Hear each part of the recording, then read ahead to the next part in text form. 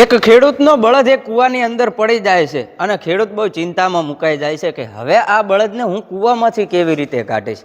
ખેડૂત બહુ ચિંતામાં હોય છે અને બળદને કાઢવાની કોશિશ કરતો હોય છે, પણ એનાથી બળદ નીકળતો નથી.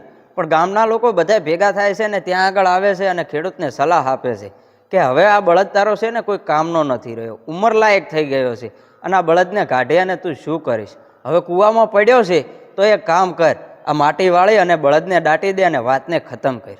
ત્યારે ખેડૂતને મન બહુ દુખતું હોય છે, પણ ખેડૂત ગામના લોકોની આમાં હા ભેળવી અને કહે છે કે કાંઈ વાંધો નહીં. તો બધા ગામના લોકો પાવડા ને તગારા લઈને આવે છે ને માટી નાખવાનું શરૂ કરે છે.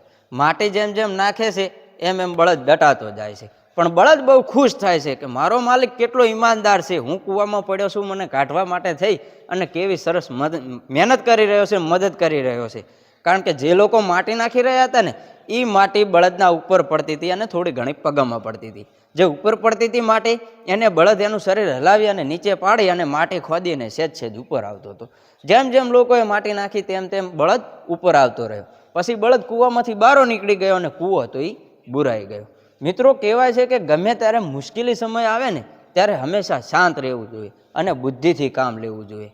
બાકી તમે કામ વગરના કામના હશો ત્યાં સુધી લોકો તમારી સારી વિચારણા કરશે અને તમારે શું છે સારું કરશે, પણ તમે નકામા થઈ ગયા તો જેમ આ બળદને દબાવવામાં આવતો હતો એવી રીતે દબાવવામાં તમને પણ આવશે.